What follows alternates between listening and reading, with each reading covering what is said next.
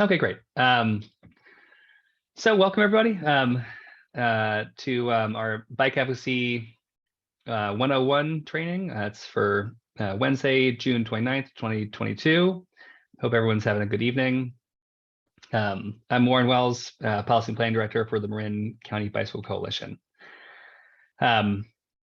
So just to go over kind of the meeting and format a bit, so we'll be running from 7 to 8, and then after that we have kind of a sub meeting of the San Rafael local team. But so for the main meeting, there's two purposes of this training. So I want to give general information to people who are new to advocacy.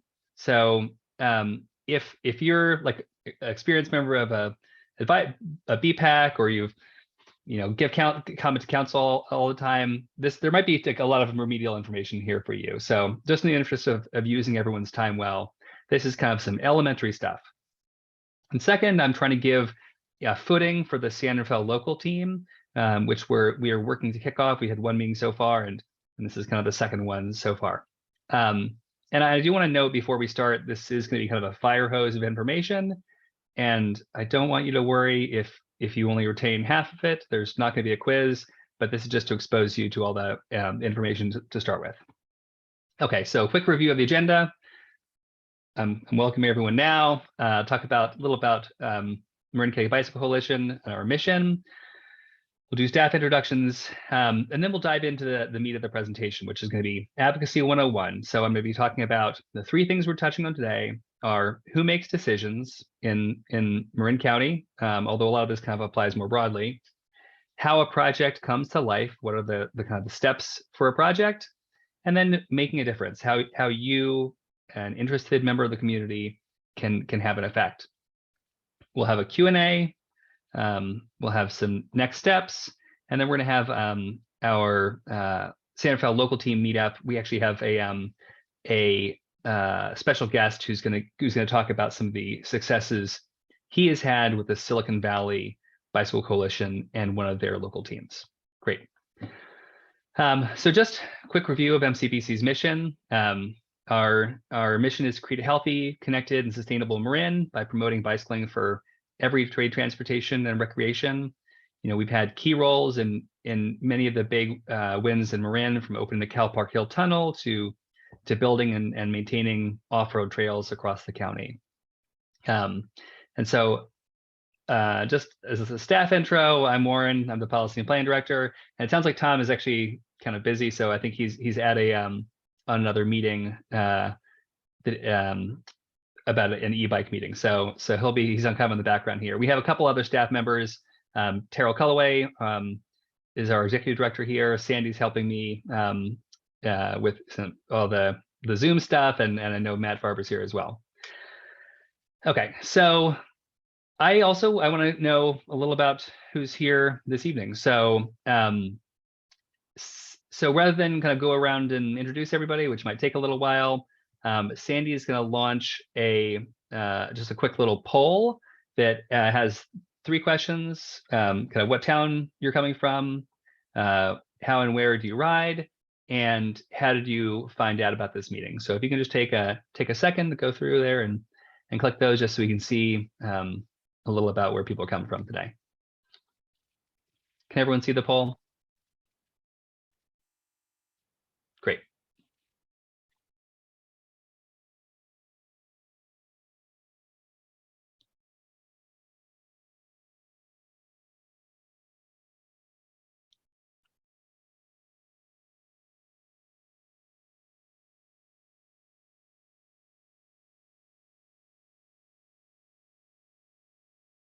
Okay, and that looks like just about everybody. I'll end that.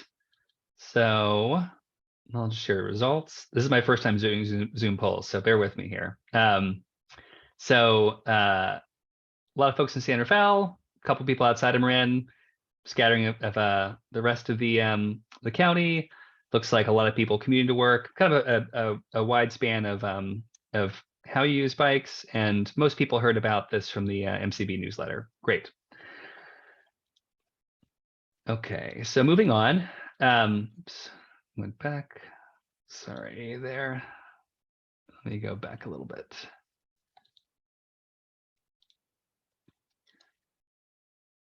Okay, so Advocacy 101, we're going to cover 3 topics, like I mentioned: who makes decisions, the life cycle of a project, and how you can have an impact.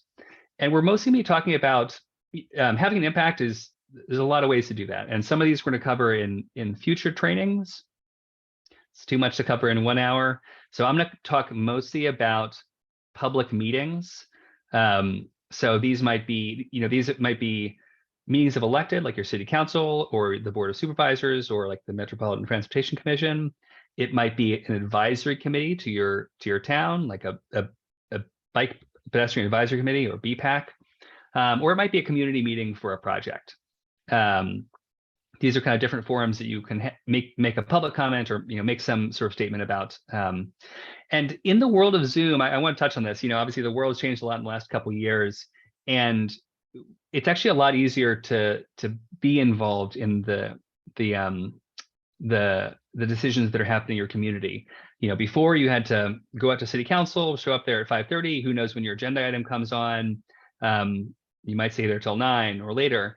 Now you can log into your meeting. You can be cooking dinner while you have the meeting on the background. Or we can find a way for me to send everyone a text when our agenda item is coming up, so you can just log right in and make that comment.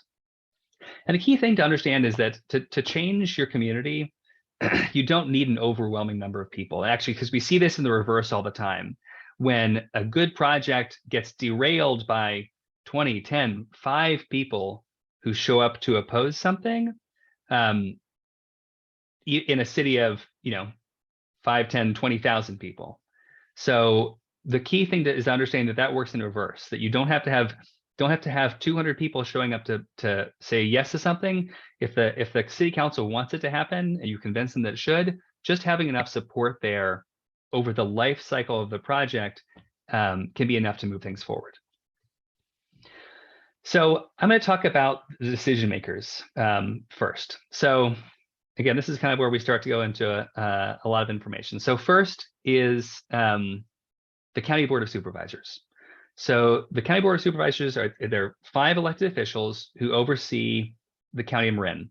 They have a lot of different jobs. Some of these things happen at the entire county level. For example, the Marin Health Department, that was dealing with vaccines and masks and COVID, that covers the entire county. No matter what city you're in, like there's no Mill Valley Health Department. Other duties they have, such as about roads and public works, only apply to places in what is called unincorporated county. Unincorporated county means the part of Marin County that is not a city that has its own city council. So Mill Valley and Sausalito, those are cities. They have their own city council. They have their own government. Communities such as Greenbrae or Marinwood or West Marin, those are what is called unincorporated county. They don't have their own electeds, so they're governed. Their roads are handled by the Marin County Department of Public Works, who's responsible for all their roads. So just those parts of unincorporated Marin County. The Board of Supervisors also oversees special districts like the Parks and Open Space. They do work in transit and the Housing Authority. They each have a district, districts 1 through 5. They serve 4-year terms. Each of those districts has roughly 50,000 people, and their meetings take place every Tuesday morning at the Marin Civic Center, but also with a virtual call-in. So it actually kind of applies to everybody still. Most electeds are some of them are meeting in person, some of them are meeting remotely, but really it's you still have an option to call in. I think everywhere at this moment. Okay, so that's County Board of Supervisors. Next is city and town councils. So there are 11 incorporated cities in Marin County. Each of them has a elected body. So they're the city or town council of 5 members, typically for 4-year terms. In most cities, except for San Rafael, actually, all those electeds are what are called at large, serve at large. So if you live in Mill Valley, you don't have one city council member, all 5 city council members represent you. If you live in San Rafael, you have a single city council member who represents your district. It varies from town to town, but most meet on different weekday evenings, 1 or 2 times a month.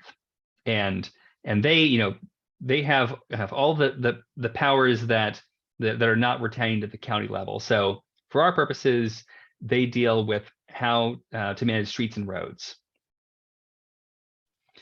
So talking about that, next is city and agency staff.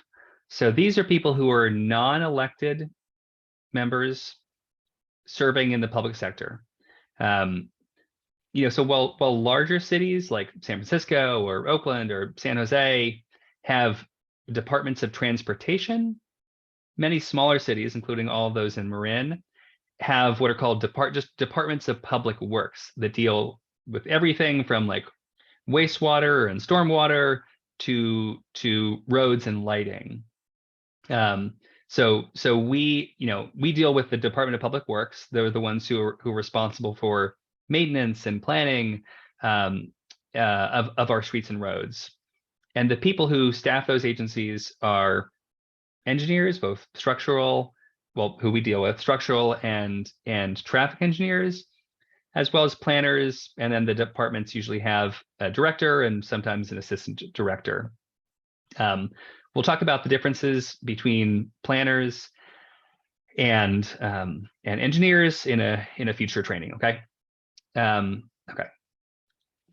Next are bike pedestrian advisory committees. Well, and other committees like planning commission. But mostly we deal with what are called BPACs, or in Sausalito they call it a pedestrian bicycle advisory committee, or a PBAC. These are bodies of 5 to 9 members who are appointed by city councils. They're not elected. They apply periodically and interview for the position with staff and with council, and typically serve terms of 2 or 3 years. Not every city in Marin has a BPAC. I think 6 of them have a BPAC plus Marin County, the Transportation Authority of Marin, which we'll cover in a second, and Caltrans. And actually soon the Golden Gate Bridge will have a BPAC as well, thanks to our advocacy. BPACs actually can be a really important mechanism for creating change in the county. They're not advocates. Some of them might be advocates. That isn't their role. Their role is they get presentations from staff. They meet, bi-monthly or quarterly or sometimes ad hoc, get presentations from staff about upcoming plans for infrastructure or policy, provide comment to staff on those policies or plans, and then sometimes that feedback goes back to staff or is passed on to city council as a recommendation. So they're kind of like the local experts on all things bicycle and pedestrian. And it also for outside advocates like me and you, BPACs can provide a really important venue where decisions get hashed out before they get to the level of city council, where there might be a little farther along. So it kind of provides us an area to see what cities are working on before they happen. Next is the Transportation Authority of Marin, or TAM. This is, I don't want to get super into the weeds here about why TAM exists, but TAM is the County Transportation Authority and the Congestion Management Authority, the CTA, the CMA, blah, blah, blah, alphabet soup. They essentially are a body that receives funding from the state and from the federal government and passes that funding through to local agencies. They also raise money here in Marin. So Measure AA and Measure B, which are a sales tax and a $10 a year vehicle registration fee, respectively, those fund TAM's planning to, in theory, reduce congestion in Marin. So they largely fund Marin Transit. They fund safe routes to schools. They fund a bunch of road maintenance projects all over the county, and do significant planning work. For example, the new Madera Creek Bridge, which opens next month, or the Cal Park Hill Tunnel. They do sort of like interagency planning on that front. So TAM doesn't actually have its own elected board. Like you don't vote for a member of TAM. Its 12-member board is made up of all 5 of the county supervisors and various council members from across the county. They meet every 4th Thursday.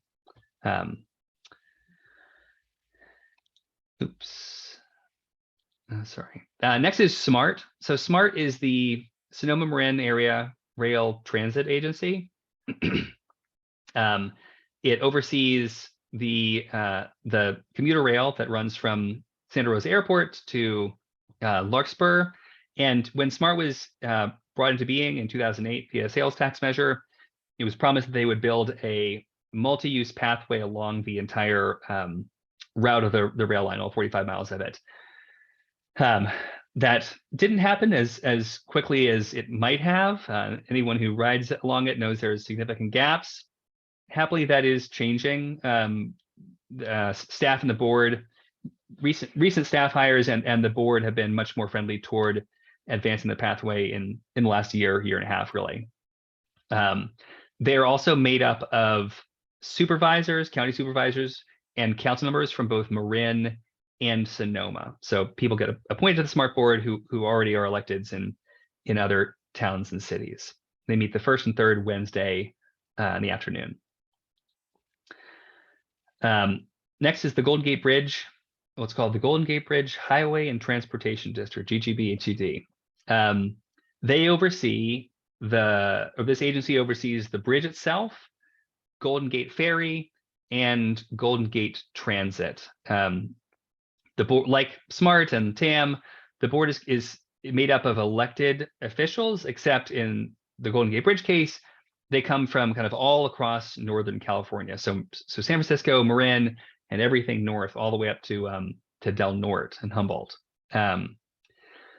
They set policy and budget for all 3 of those agencies or entities. And you know, it's really important to note that just kind of speaking frankly, there's been a lack of focus on the thousands of bicycle users who cross the bridge every day. Anyone who rides the bridge knows it's a beautiful but seldom a pleasant experience.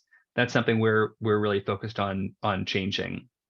Happily, the current board president is an avid rider who has been he's been instrumental in helping advance some policy changes I mentioned earlier that we will see a bike pedestrian advisory committee with the bridge.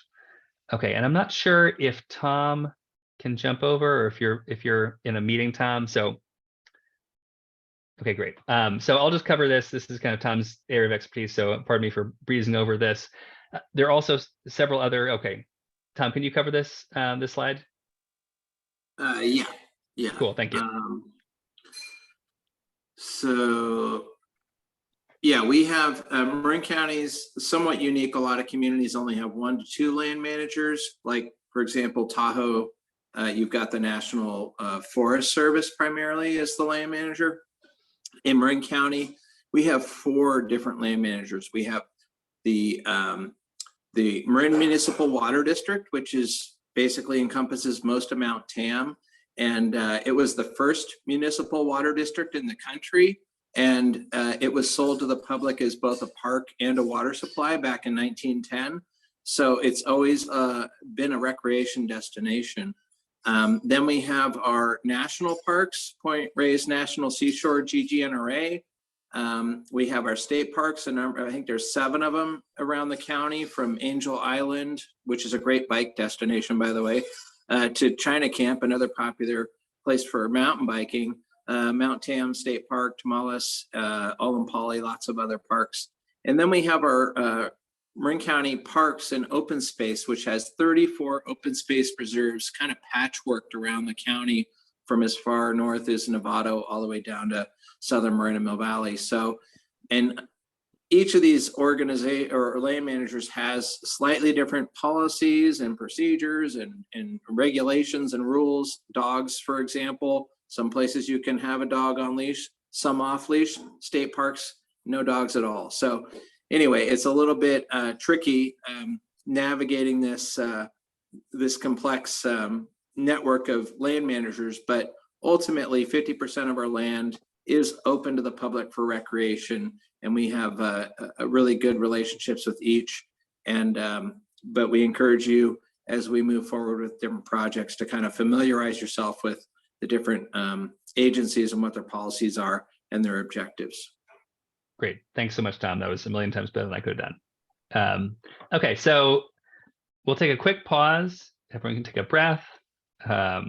And just want to see if there's any questions that people have about this topic, about decision makers and about all those different entities I covered.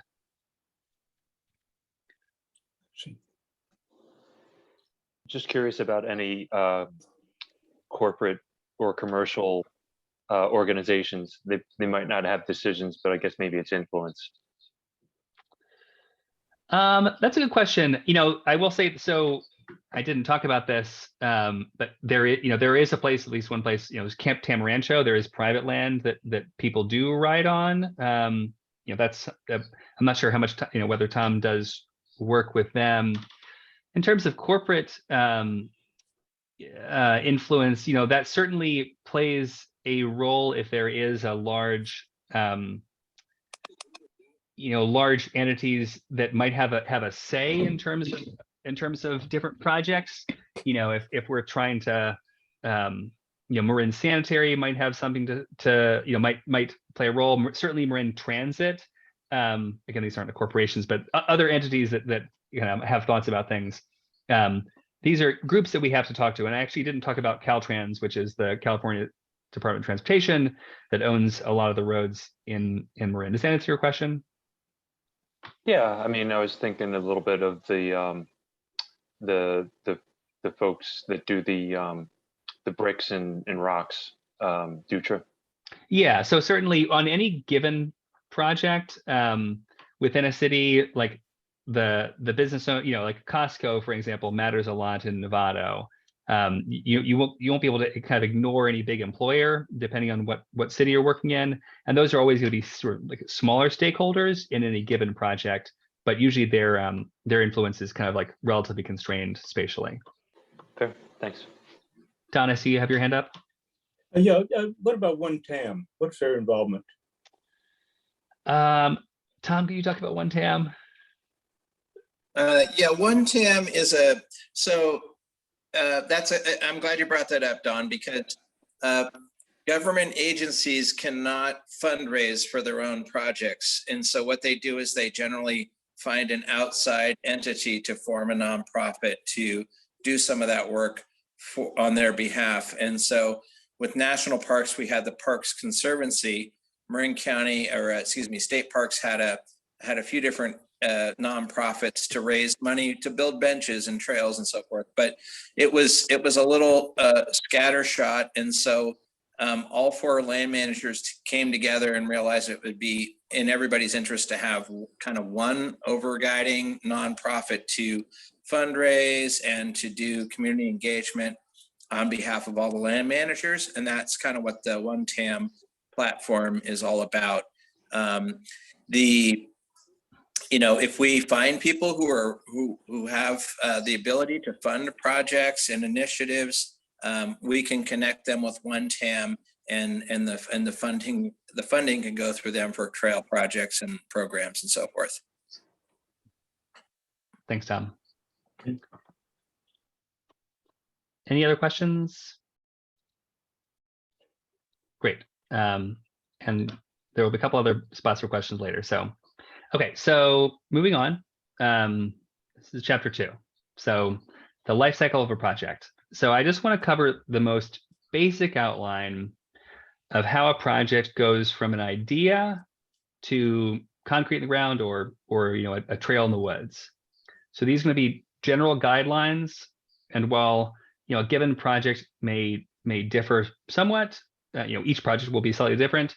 Most go through kind of roughly this route. So you have a line from planning to design to environmental review, final approval, and construction, with funding kind of covering overlapping all of them. And honestly, like it's just not quite such a straight line. It's like kind of more of a spaghetti mess. but that's the sort of roughly the order that's the order that I'll be talking about that. Okay, so first is planning. So the key thing to understand about planning is that to say something is planned in like in the sense that we talk about it here, like a bike lane or a trail, is not the way that normal people use the word plan. Like if I say, I plan to go to dinner on Friday, or we have plans to see a movie this weekend, that means you're going to do it. Or if I plan to walk the dog tonight. That isn't the way that governments use it. Plans just mean that at some point, someone in the past said it would be nice if that thing happened. So it's really only the very, very, very first step in kind of realizing, making an idea take shape. But it's a necessary first step. So if you want something to happen in your community, it's really, really helpful to get that idea, that bike lane, that new path, that new trail, into some sort of established plan. And plans can take all sorts of different types, different shapes. So kind of in the on-street realm, we think about bicycle pedestrian master plans. Sometimes those are separated out, often they're together. The circulation element of a general plan, that's a city's constitution. A community-based transportation plan. This is something that Marin City and the San Rafael Canal have, or a safe routes to school plan. On the off-road side, you might have a recreation plan or a trail management plan. And there are also there's a bunch of other regional bodies that have their own plans. So there's the San Francisco Bay Trail, there's the Bay Area Ridge Trail, there's SMART, there's MTC, the Metropolitan Transportation Commission, has their active transportation plan. So there's a lot of different venues for getting a project into a plan. Just because it's in a plan doesn't mean it'll happen, but if it's not in a plan, it's going to be very hard to make it happen, if that makes sense. Kind of a one-way arrow there. That's planning. And planning, plans take place on some iteration. And there's always going to be some sort of public process for participating in it. Tom, did you want to add anything about rec plans, or I'm just making sure you weren't jumping in there? Cool. Okay. So next we have design. Oh yeah, Tom, I see your hand. I think you're muted right now. Yeah. Still muted. There you go. Sorry. I just want to point out, like a lot of times, the plans become very important when funding becomes available. So it depends on the politics in Washington and so forth. But if all of a sudden there's a big amount of funding for transportation and alternative transportation, for example, all of a sudden those plans become incredibly important, because the cities and counties definitely want to get their share of those funds to do projects in their community.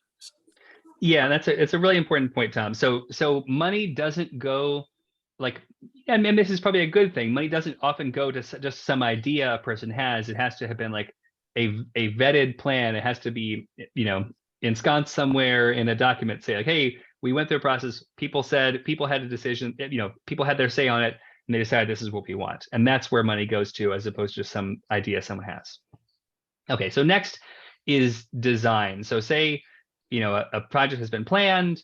How do we kind of like work out the details to make it happen? So design really, again, this happens, kind of throughout the project, but covers everything from the general concept of, kind of like, do you put the path on the north side of the creek or the south side of the creek, all the way up to the actual blueprints that the construction workers use to put it in the ground. So you'll hear people talk about 10% design or 100% design, different percentages of design. It is too wonky to go into, kind of mean different things with respect to how far advanced the actual, again, like the actual plans are for it, ranging from conceptual to construction. And the actual CAD is computer aided design, like kind of working on things in a computer. it's typically done, depending on the project, it's typically done by outside private consultants who are hired by cities, and the project is overseen and managed by staff at the city throughout. And throughout the design process, again, which may take years, project may sit at 10% design until they get funding for 100% design some years later. That involves, stakeholder input, kind of to decide those big, kind of big questions. Again, which side of the creek does the path go on? And then as you kind of refine, the questions will get, nittier and grittier. So you have stakeholder groups, you have BPAC review, MCBC, we're always going to have either, some sort of comments. They might just be supportive, they might be corrective. And then kind of the end of things, you typically, council members or the elected bodies are going to have some sort of opinion, which can be for better or for worse. I have seen projects get derailed because someone has an idea that was covered months ago, but they have decided that it should be their way instead. So next, and this is, you could teach an entire graduate class on this. I'm really going to breeze over it. You have what is called environmental review. Environmental review is based around what's called the California Environmental Quality Act, or CEQA. This is a law that exists so that the potential environmental impacts of any project are clearly outlined to the public. The impacts might be, on air quality or water quality or fish and wildlife. It also covers things that we don't think of as being like environmental impacts, like parking or traffic. It kind of, or aesthetics. It covers everything. And the document that details those environmental impacts is called an environmental impact report, or EIR. And actually, until fairly recently, sometimes even very good projects were held up by CEQA. Sometimes it's done good, sometimes it's done bad. Famously, the San Francisco bike plan was held up for like the better part of a decade because people were saying that if we built the bike lanes, traffic emissions would go up. So in recent years, there are what are called categorical exemptions based on categories to say, hey, these things don't have environmental impacts. And smaller bike projects fall under that categorical exemption. So you don't have to do a full EIR for bike plans, although if you're for a bike plan or a small bike project, but for a bigger project like the Corte Madera Creek Bridge or the Cal Park Hill Tunnel, you would still have to do a full environmental impact report. I'm breezing over a lot there, but just trust me, you don't want to know more. And last, Tom, go ahead. In there, Warren? Yeah, please. In layman's terms, to me, the CEQA process is kind of like that checklist you go when you go to the doctor for a checkup. It lists all these different things. Are you sneezing? Do you have a runny nose? Blah, blah, blah. And if you check everything, like you don't have any symptoms, right? They know we don't have to look for anything beyond the normal stuff. But if you do check something, you do have an issue, then you have to kind of step it up to another level. And so so if you look at a project and it really isn't, you look at all the potential impacts, it doesn't have any, then you kind of move it to an exempt status. But if you do find issues, then you have to move it to a mitigated status or up to the full EIR. So anyway, hopefully that helps some folks. Yeah. Okay, and so the last, you have final approval. So for every project, it has to get voted on, by whatever approving body that is. That might be a city or town council. That might be the MMWD board. That might be MTC. There might be a body that is deciding on it. Other bodies that are taking advisory votes. It's complex, and that's kind of what we're here to help with. But kind of no matter where you are, it's going to require public support. That's crucial. Again, like I said earlier, even if someone wants to make the right vote, if they hear only people opposing something, they're going to feel they won't feel great about voting for it. They have to have a lot of courage. Whereas if they hear a lot of people speaking in favor of something, they're much more likely to support it. And again, you need majority support. It's all politics. You can't win a best of 5 vote with only 2 votes. So this is where having advocates, doing that work ahead of time, whether it's us or volunteers in the community, is really really crucial. And then funding. Funding, again, like I said, happens kind of throughout. And again, without money, we can't do anything. And I want to say something that's not really understood is how projects are paid for. Cities' budgets typically only include money to either maintain or replace what they already have, but not enough money to build new things. The money to build new things typically comes from outside, either the county, the regional, the state, or the federal level. That's how things work for car infrastructure too. Like the interstate highway system was built 90 cents on the dollar by the feds, with the states paying 10% and cities paying nothing.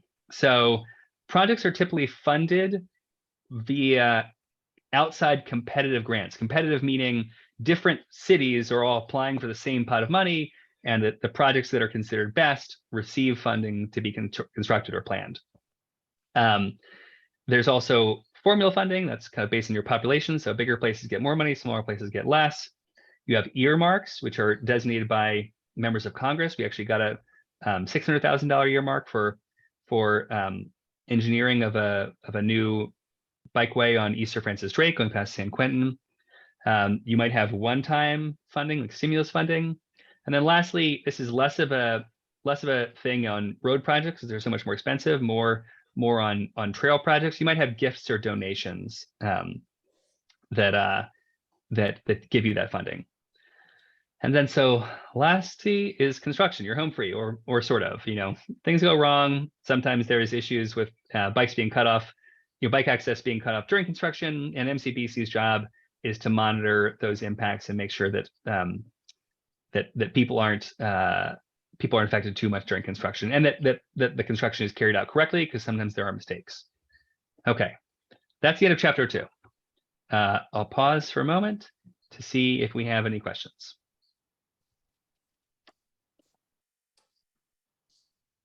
I have a question. Go ahead. Do council members have enough weight or power to put in modifications that end up like causing the project to not actually have its impact? Basically derailing it. Yes. Yeah. Yes. Because I wish it weren't the case. Yeah, because they vote on it. A council member could say, I want to keep this right turn here, otherwise I'm going to vote no. And again, like it isn't always quite so stark. Typically, like bigger projects will come to council multiple times, and hopefully a lot of this stuff gets worked out in the planning process, that there isn't some kind of some do or die moment in the final approval. But it kind of actually happened in Berkeley very recently. So yeah, and the issue is that council members, most of them don't have any background in street safety and traffic management, and so that's where there is a real role for advocates, again, both professional and volunteer, to do the education with council members ahead of time, so that they don't kind of make the least informed decision, a kind of knee-jerk decision when there is a vote. Matt, I see you're next. Yeah, I was just wondering, with the approval process for projects, are there ever multiple parties with jurisdiction or the approval over it, like a council and another government agency? Yeah, certainly, if there's an interjurisdictional, like if take Point San Pedro Road, it didn't come down to a vote, but it was a project that crossed both county and city lines. And so if one jurisdiction kind of decides to spike something, then typically the project is at least affected or may not happen. This happens with transit all the time, where in El Camino Real or San Pablo Avenue to East Bay, where different cities all have to kind of like vote the same way. And again, hopefully that work gets sorted out ahead of time, but you can have like one city kind of messing things up, certainly. Okay, gotcha.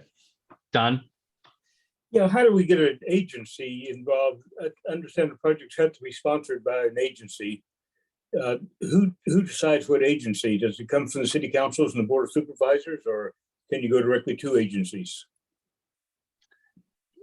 Like, are you talking about how you initiate a project in the first place? Correct.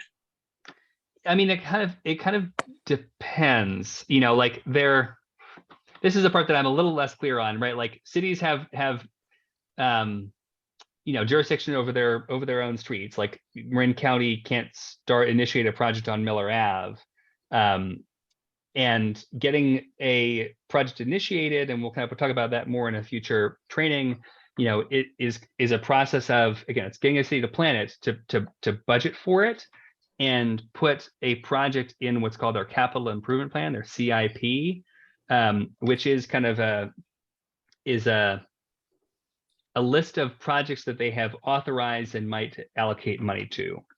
So it's kind of a question of getting the staff to recommend and the council or board to approve that funding in the budget to like start a plan or do the design on this project.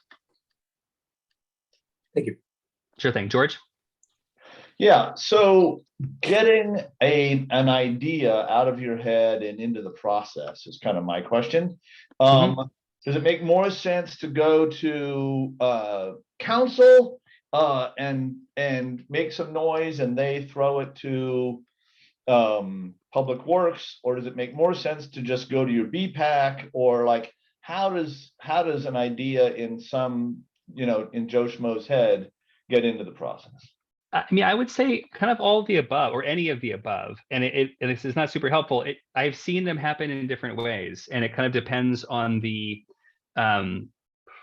make. Do you have a friendly council member whose district you live in? Is the bike plan up to be redone? Like the Berkeley bike plan is just being redone right now. San Rafael might do it next year. What is the best opportunity? So for instance, I, with another advocate sometime last year, we initiated a project through the San Rafael BPAC. We asked for an agenda item on the BPAC. They gave it to us. I wrote a presentation. We presented on it. The BPAC voted on a resolution that they sent to council, and then kind of happily, just through some kind of politicking, the mayor of San Rafael also serves on the SMART board, and she helped get $50,000 for a feasibility study on a particular project. So that was just kind of having like being in the right place in the right time and having the ear of one of the electeds who also happened to be on another important body. So it kind of depends, but it can go any of those ways, I would say. Thank you. Dave, I see your hand up. Yeah, Warren, I was just going to contribute. Dave Campbell from Bike East Bay. Another way that projects get started is through cities' capital improvement programs. And so elected officials are often talking with staff about community problems, neighborhood problems, that evolves into a suggestion to a city's capital improvement program that happens usually it's every 2 years, sometimes it's every year, depending on the city. And so elected officials are very sort of aware of that opportunity to get something started, either with city money or go after a grant. Great, thanks, Dave. Okay, so I'm gonna move on, and if people have more questions, we can loop back at the end. Okay, so next I want to talk about how to have an impact. So again, like I said earlier, there's a lot of ways to have an impact. One of them is talk to your friends and family about street safety. America's roads are getting less safe every year. This last year was the worst in the generation. We're in the wrong direction, not the right direction. So there's a lot of just work you can do in your own life. You can lobby your council member. You can circulate a petition. You can write an op-ed in your newspaper. All these things you can do as a private citizen, or you can do as an MCBC local team. The last I want to talk about just today is kind of the simplest. It only takes a minute. Is giving a public comment. Okay. So first we're going to talk about agendas and the Brown Act. Again, I hope I don't lose you here. So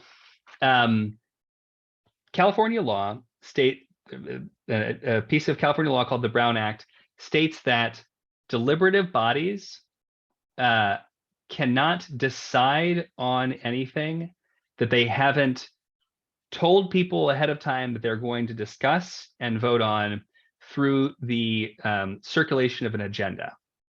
So what this means is that you can't have like a city council can't say on Tuesday night they're going to talk about housing, but then actually vote on a bike lane. That's actually illegal.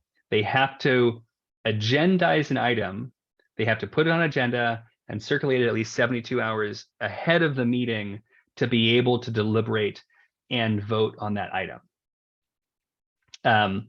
So it's a good for advocates. It's really handy because you know ahead of time, you know at least 3 days ahead of time exactly what will be discussed and decided on at any meeting. So I look at every agenda for Marin every week or every 2 weeks, and I'm going to teach you a little bit about how to read an agenda because it's a really handy tool for knowing what's coming up. Okay, so cities organize their agendas a little bit differently, but you can count on several items being consistent. The first one is called open time. This is typically near the beginning of a meeting. There's a period where attendees can make comments on items not on the agenda. So if there's an item you're trying to get your city to talk about that they've been ignoring, this is your time. If you're there to talk about something the council is planning on talking about, it's not your time to comment, and just wait through that because otherwise you'll get cut off. Next is the consent calendar. The consent calendar is a group of items that the council votes on all at once. So these are typically less important items like contract approvals that the council deems shouldn't, don't merit a full discussion. Council members can choose to pull an item from the consent calendar in order to vote on it independently. It's rare, but it does happen. If your item is on the consent calendar, if something you want to have happen is on the consent calendar, you're probably in good shape because the staff believes it won't be controversial. And so next is kind of the meat of any agenda are agendized items. So these are items that the council is discussing. And there's a sort of standard format. Again, roll with me here. So first is going to be a presentation from staff. Council asks questions. Staff responds to those questions. Then the floor is open to the public to ask questions or make comments. The staff responds to those questions. Then the council makes their final comments. And then if it's an action item, they vote on it. Okay, so we're going to have actually do a brief little quiz here. It's not actually a quiz. I'm not grading anybody. I can't even tell you what your answers are. But just to kind of like give people an idea of what all these things look like in a council agenda. So I'm going to drop an agenda in the chat, and you can open it up. So you can see this in the chat right now if you want to open it. And then there's going to be a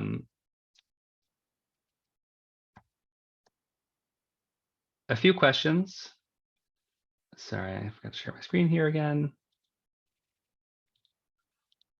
And Sandy is going to put up, Sandy, if you can put up the first question, the email question. It's just going to be a quick little poll. So you want to open that agenda and see what is the email that comments should be sent to. So just like Who Wants to Be a Millionaire. So you can kind of look through there and just see which of these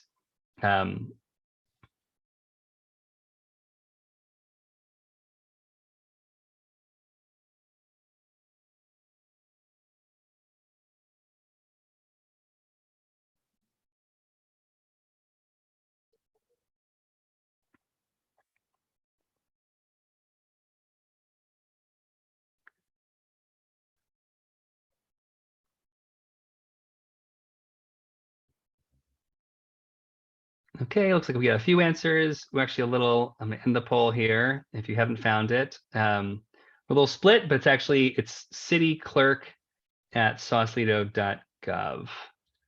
So that's the right answer. Sandy, can you do the next one? So the next one is what is the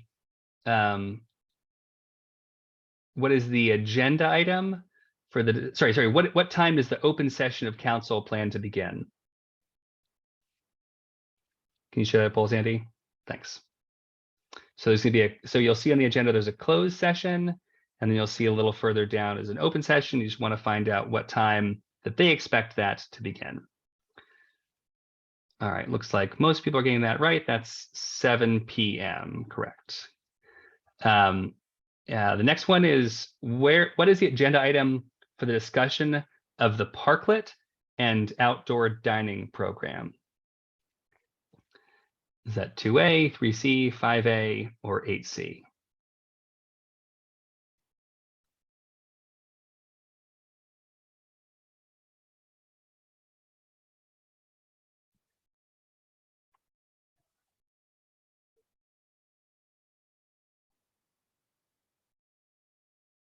And if you want to just cheat, you can just search, do Control F and search Parklet.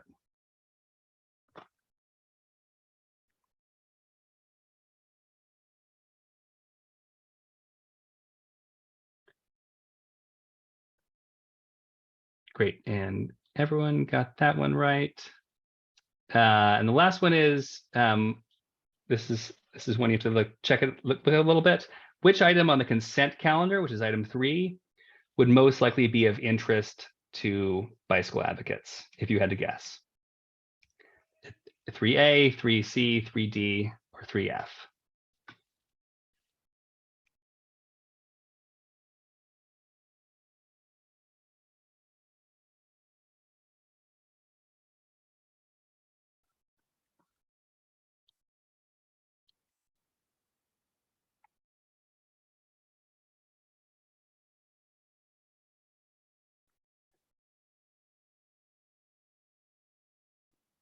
Great, looks like everyone got that right, which is 3D. Wonderful. Okay, thanks for bearing with me. So that's an agenda.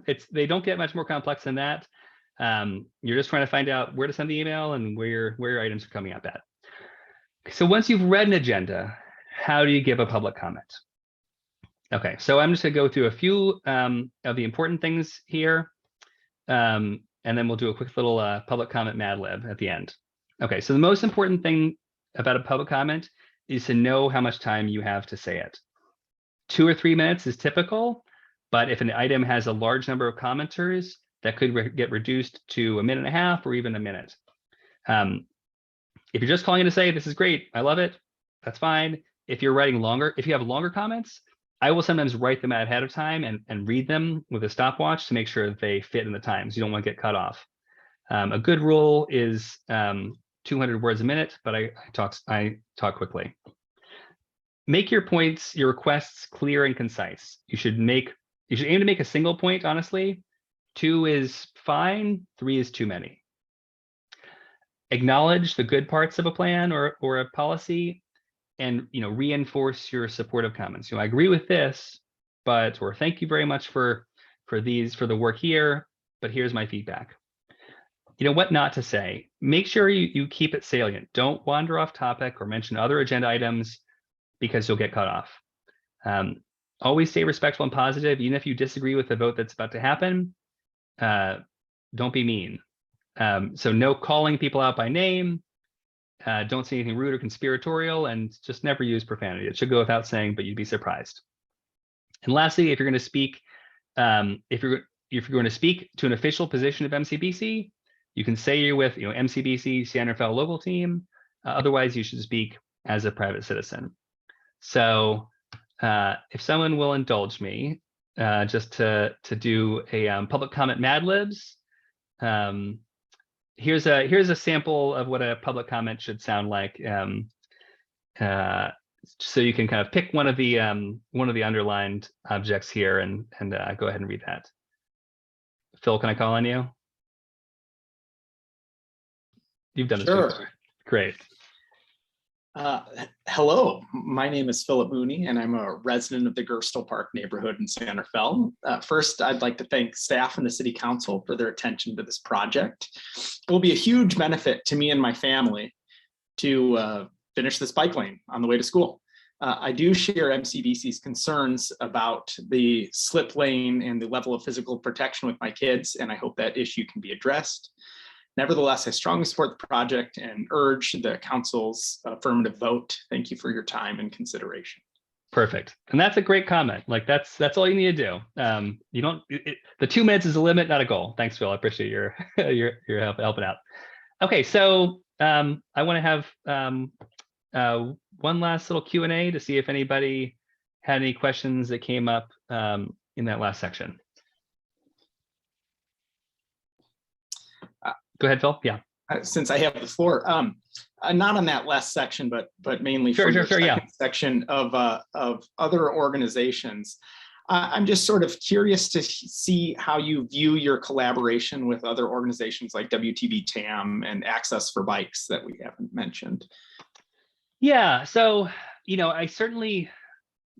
do a lot of work with WTB TAM, depending on the projects, especially, they're typically very focused on the smart pathway and Mill Valley. For folks that don't know, WTB TAM is kind of the advocacy arm of WTB, like the bike equipment company. And their president, Patrick Seidler, is a real involved advocate himself. I think that, it's always with, and we do a lot of work with Sonoma County Bicycle Coalition, especially with respect to matters for SMART, since that's an agency that crosses between counties. I work with Dave Campbell at Bike East Bay, on the Richmond San Rafael Bridge, and I work with San Francisco Bike Coalition, and stuff on the Golden Gate Bridge. I think that there's always, there's often room for overlap, and I think that, I personally think that coalition building is really important, especially when you have multiple memberships to draw upon. You don't always agree on things. There have been times when I have, edited letters that WTB TAM has written, or kind of stayed out of different kind of campaigns that they have taken interest in. So, we're trying to support our members, the needs of our members the best we can, and if that involves collaborating with another org, we're happy to do it.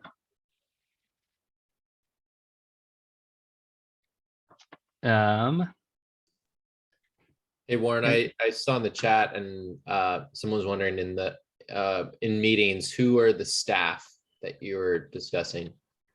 Yeah, so the staff in meetings are typically, in a BPAC meeting, that's typically, there's going to be some sort of staff liaison to the meeting, who will typically be either a public works director or like an associate traffic engineer, whose job is to, implement or oversee different projects that they're describing to us. Yeah,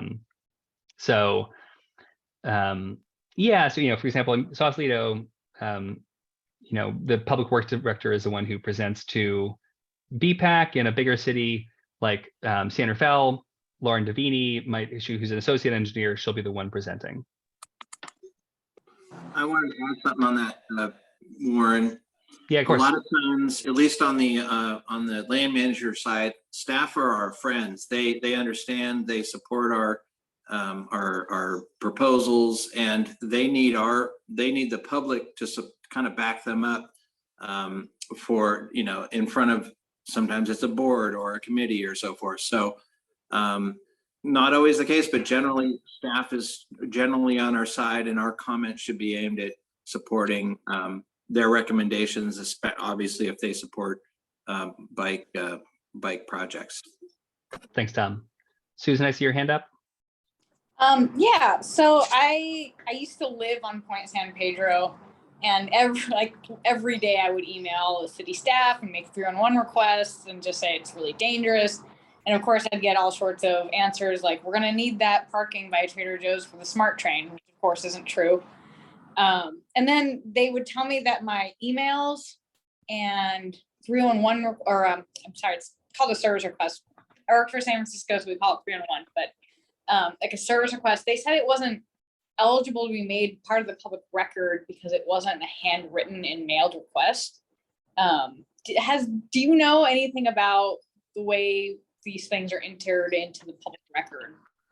I mean, typically, like if you gave a public comment at a San Rafael City Council meeting, they have to put that in the public record, in that open time that I described. And ultimately, again, like, it sounds like, and I think that there have been a number of people who kind of like bang their heads against the wall on Point San Pedro Road and all sorts of projects all around the county, and it's on us to help amplify bring together the different people who want these things, just so it isn't one email kind of like going into an inbox that no one reads, and try to create kind of more of a coalition to support. But to answer your question briefly, to give a comment at city council meeting. Anybody else? Great. Okay, so I see that our guest speaker just there joined. Was one. There's a comment in the chat. In the chat. Okay, Paula sorry. about How about great. working with Malt? You could read that. Oh, yeah. Oh, I was in the process of writing it all back, responding. So if you want to, Yeah, Tom, do you want to cover that?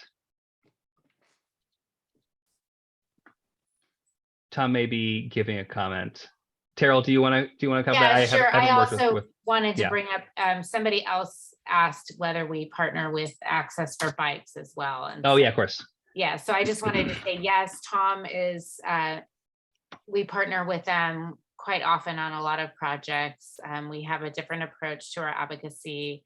And, you know, we are a more comprehensive organization for bikes, but we do work with them in a lot of projects. They are, they put on the Biketoberfest with us, and they also, we do a lot of trail maintenance projects with them. So as far as Access for Bikes, that's the answer to that question.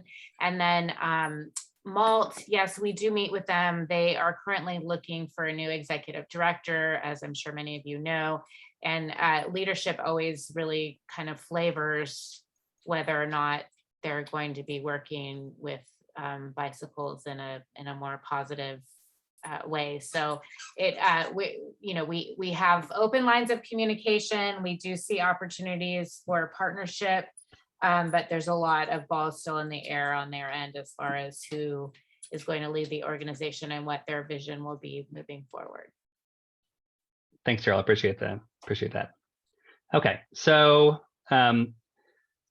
just want to do a quick wrap up. So, you know, what we learned, who makes decisions, how projects come to life, how to comment in public meetings, and what's going to be next. We'll be holding a Bike Advocacy 102, which is kind of the basics of bikeways. You know, what is a bike plan? How you decide what can fit in a given, you know, on a given street, and you know how we start projects with the city. So I'll send out a link for that. That'll be next month, last Wednesday of the month. So after this meeting, I'm going to send out kind of your advocacy toolkit. That's going to have a sign up for the MCBC mailing list if you weren't already.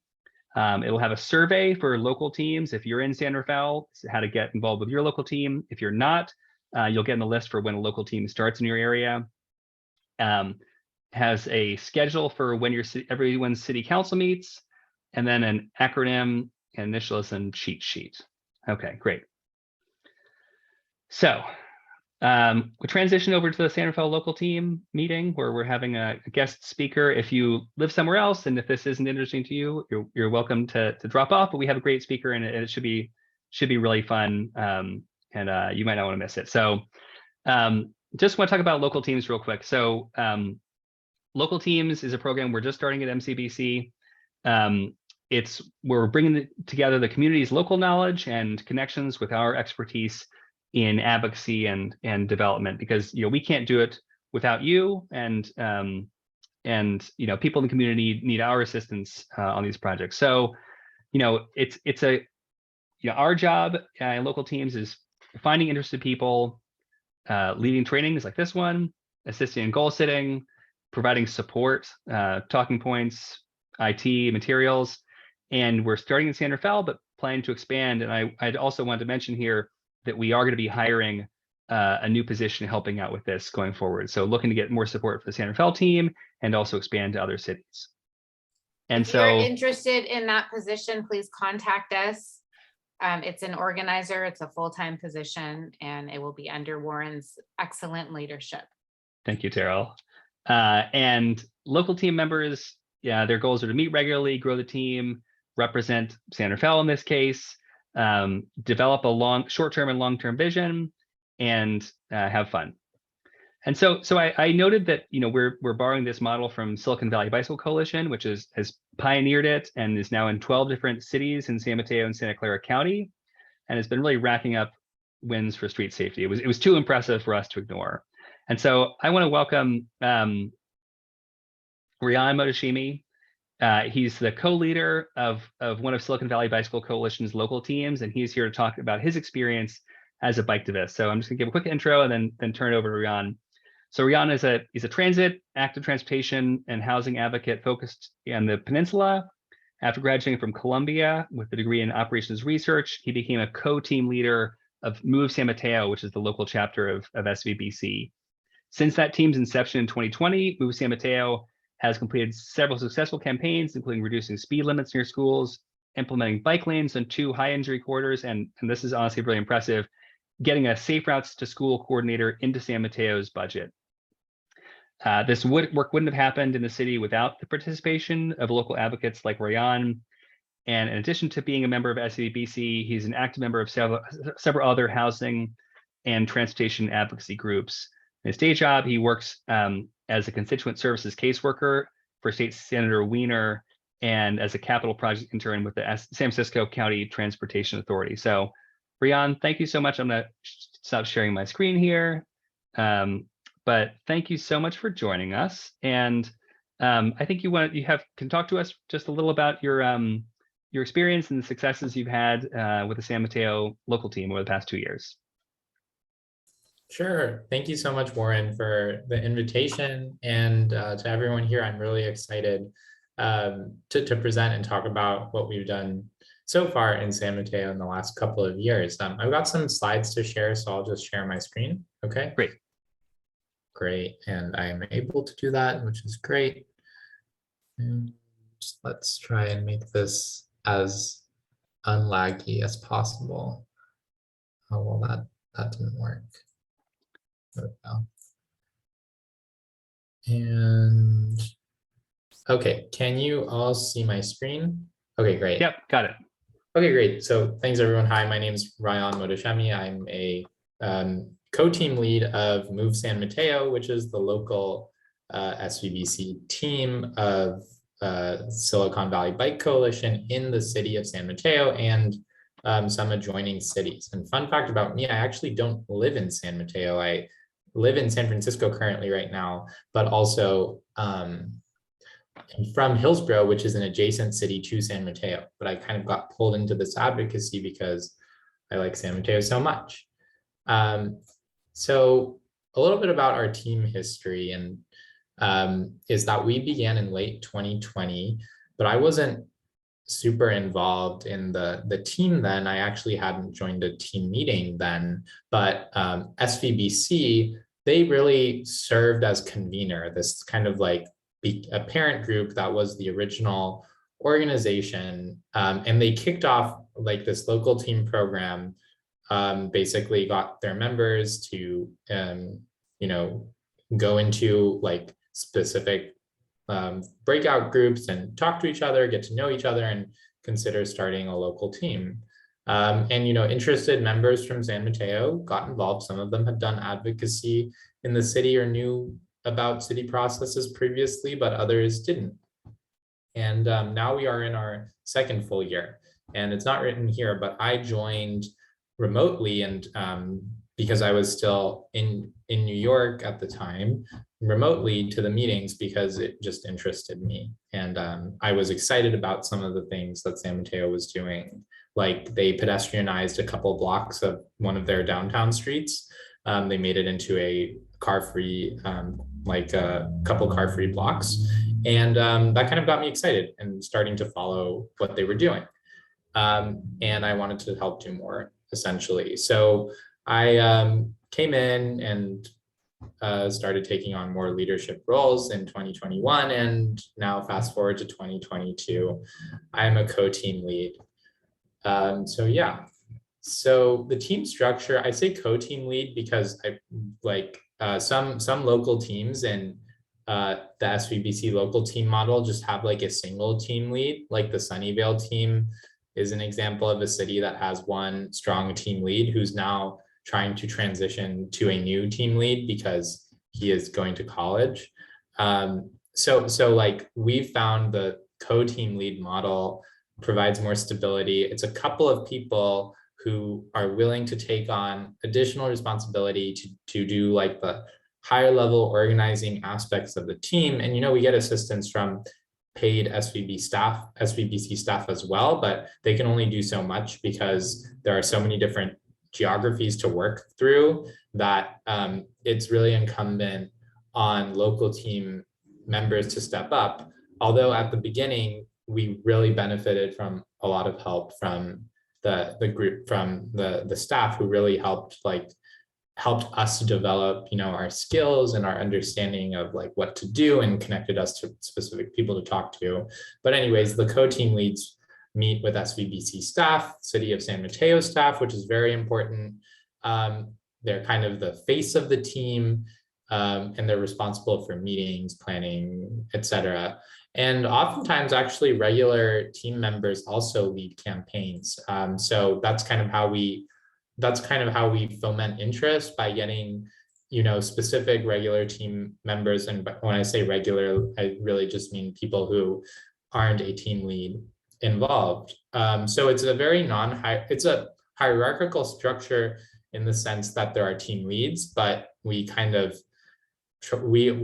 personally kind of go through a like democratic decision-making process amongst mostly regularly attending members of our meetings.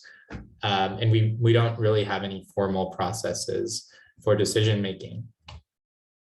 So team development, how do we keep in touch with each other? How do we chat, et cetera, and increase our team membership? This is a big thing we realized that we needed to focus on when we did like a little goal setting thing for our team in December 2021 for the next year. So we really decided that we needed to focus on having a pipeline to get new bike enthusiasts into the group. So that involved, like, we have a Google group. So SVBC, what they did is they set up Google groups for every local team. So San Mateo has its own Google group, and it serves as like an online forum for us to talk. Again, during the pandemic, it's been super helpful, and I would argue even more beneficial than just doing in-person things, for us to have the virtual like gathering options.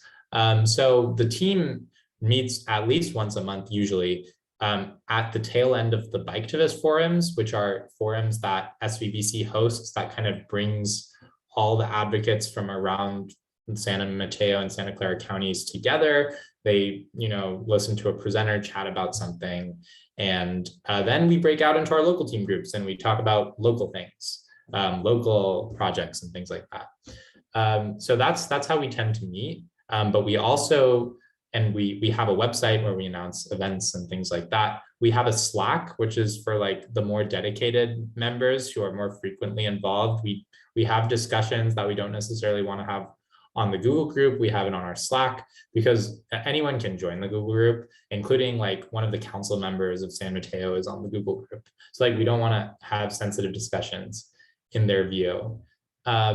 We have social media to, advertise events. And the way we get people into the group is through regular social rides and other events that we try to get well attended. So do planning in advance. And we rope people into the group through those events. We table at events put on by others, and also get people involved by doing campaigns that interest them. So here's some pictures of the rides that we've been on. This was a ride that we did in 2021. We did a series of rides around the Hillsdale Caltrain station area. This is a station for Caltrain in San Mateo that we're advocating for bike improvements on and pedestrian improvements on. And the purpose of the ride was to like get people to check out the station area, see what problems there were, and get them interested in advocating around that issue. This is another ride. This is the most recent ride we did in June. The person here is the mayor of San Mateo. So we try to invite council members and like decision makers to improve the legitimacy of our group and provide our opinions and, get them biking and get them to understand like what it means to bike and walk. And this mayor, Rick Bonilla, has been a true champion of active transportation. And we're really grateful to have him in the city. And we do try to like get more relationships and talk more with these decision makers in addition to staff. So this is actually one of those car-free blocks that I was talking about earlier. We often use it as a convening spot for a lot of our events, and people like it. This is another ride we did during Women's History Month. This is another council member who ran for Congress, Emily Beach. She's a bicycle rider and transit advocate herself. And, basically my point in showing this is that we try to make our rides attractive to decision makers to come see and, both make them look good, but also improve our legitimacy as a group. This is another ride we did. This ride we did when we were advocating for the North Central Bike Lanes project, when Warren mentioned that one of our campaigns was to get bike lanes on 2 high injury corridors. We did this project to ride on those corridors. And it was not an easy advocacy push because it required the removal of 214 parking spaces on streets where there was a lot of demand for that parking. So it was a very difficult thing, but it was a kind of like a catalyst for our group getting more excited and involved in the city politics. We do bike repair events. So this is an example of other kinds of events that we do to get people interested and involved. People love these. It gets a more diverse group of folks involved. Here's another picture of a different bike repair event that we did. Yeah, so those are some pictures. Hopefully that was more interesting than just me talking at you. I'm going to talk at you a little more. So campaign wise, as mentioned, our first major successful campaign was to get speed limits reduced near schools. The council voted to adopt a policy to reduce the speed limits. So it just needs to be implemented, and that's what we're focused on right now, getting them to implement it. The North Central bike lanes, which I already spoke about, getting dedicated funding for bike and ped improvements. That's like a long-term thing, but we got them to commit to studying it and coming up with different options. So that's like a longer-term project to develop. The Safer School Coordinator position, that was a budget advocacy thing. So if there's one thing I encourage you to do, it's understand the timeline for your city's budgeting and goal setting processes, or how those decisions are made, because that's really how you get a big change. Like in San Mateo, our public works budget is 12.5% of our police budget. So there's a big difference in where funding goes in these improvements. So it's important to try and take a look at it. And then also getting bike lanes added to the Hillsdale station was a big push for us, and that's ongoing as well. So we have a mix of some successful campaigns, some pending campaigns, and some unsuccessful campaigns that we kind of got involved with, but didn't really have a strong purchase on. The council voted to remove bike lanes from a bike master plan, from our bike master plan, because it was going to require parking removal, and it kind of sucked. But you have wins and you have losses, and it takes time to get the wins. So this was the before and after of the North Central Bike Lanes project. This is why we advocated it for so long. As you can see, it's a road that's kind of wide, but represented 11% of all the bike crashes in the city over a 5-year period. And we worked hard to get it repaved and at least get bike lanes added.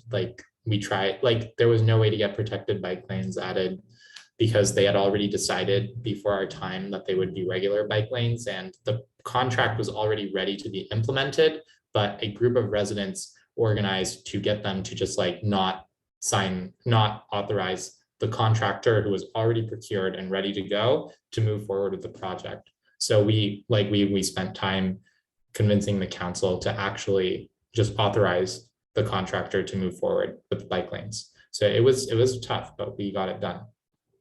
And we went on a ride to see what we had advocated for. Yeah, so that's kind of just a thing of kind of what things we've done, what in general our group started out as, and kind of our structure, and things that we've learned on the way about what to get involved with in the city. And I would just add, to reiterate, that meeting with staff, getting an understanding of who your allies are, and doing power mapping exercises are really important. But when starting out, I think the most important thing for a local team is to just get to know each other and have fun and find causes that really motivate you to do something, and put as much time into it as you can, and avoid burnout, because burnout is also bad. So yeah, that's my presentation. Let me know if you have questions or anything else. Wonderful. Thank you so much. I really appreciate it. I'm going to open up to everybody else to ask questions. So Nimilan, I see your hand up. Hey, yeah, I was just curious about, well, actually, thanks for showing up and telling us about how it works. I wanted to ask you about the constraint around protected bike lanes. So could you tell me more about like why that constraint was there and why it couldn't be removed? It's important to me because I was hit by a car in an unprotected bike lane. So for me, paint on the road is meaningless. So I want to hear about that. I'm super curious about it. Yeah, and I'll talk about like why we decided to, even though it wasn't a protected bike lane project, why we decided to advocate for it. Like we don't think, most of the people in our group don't think that regular bike lanes are adequate.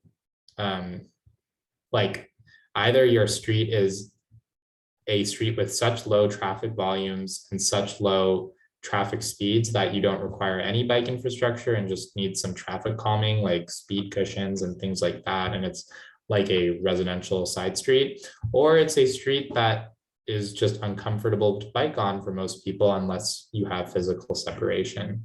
So that being said, this project was like the city went through a bike master planning process, and in 2020 they adopted the results of that plan. So we were constrained by what the plan and the data analysis of the city and the standards that they use are, at least in projects that are matured and about to be implemented. This project went through planning, approval and adoption by the city, and design. It was fully designed and a contractor was prepared to execute and implement the improvements. And that was all before like our time or involvement in the project. If the project was not implemented, there would be no improvements. So it was a question of, do we want something or nothing? And it was a question of, if this doesn't get implemented, what is the city saying about the rest of its plan? So like if they didn't, they would be saying, well, you know what, when it comes to removing parking spaces or making a safety improvement, we're going to choose keeping parking spaces. So it was an ideological issue of, are we going to be purist, or are we going to at least rescue the concept of doing bike improvements in the city? And we chose to rescue the concept of doing bike improvements in the city, but we're committed to, one, forcing the city to improve their standards and make it so that they actually implement more protected bike lanes in future projects, and that they look again in the future at this corridor to try and add protected bike lanes. The right of way is relatively constrained. If they did protected bike lanes, it would have required removing twice as much parking. So imagine removing 440 parking spaces. Like that would have been immensely harder than what they did.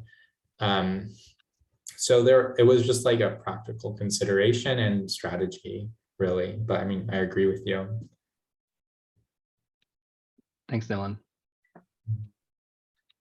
And just to follow up on that, like, you know, Ryan, just before you got here, we were kind of talking about the different stages, like planning and design. You know, it's one of those things where, like, if you guys had existed 2 years before, maybe the plan would have been different. But because all that work had been done on the plan, it's hard to change things once things are planned and designed.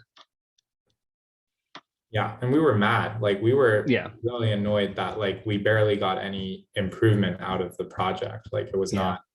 We wish that we're in a position to push the city further. could you share like what kind of in your time, like what's the thing you wish you knew when you started? Like what's one thing you're like, oh gosh, can't believe I didn't know that when I first started out? Yeah, I don't think I've ever done that introspection before because I still feel so new to this. Mm-hmm. I would say like meeting with staff more regularly and trying to join political groups in the city and build alliances and talking to more people that are key community members would be something I would have wanted to start doing earlier. I think like getting an understanding of what projects are happening right now would also be useful. Just to like understand where the energies should be focused on. And also, like I said earlier, not taking on too much, but taking on how much you feel like you can do are important things. But yeah, I mean, you'll definitely be learning a lot as you go. Anybody else have any questions? Cool. Well, I had you till 8:30. I want to be respectful of everyone's time. So Rayan, I'll let you go, and I'll just go chat with everybody else on the back end. But I just want to say first, I thank you so much for taking time to zoom in and share your experience. It's really exciting and powerful to hear the impact and like, you know, hear about discrete projects that would have gone one way, would have zigged when they zagged because of the work you all did. So hats off to you guys for making things better for people to bike on the peninsula, and thanks for letting us learn from your experience. Thanks, and best of luck to everyone. Thank you. I'm sure you're going to do great things and have fun along the way. So good luck. Cool. All right. Thanks so much. Okay. And for everybody else,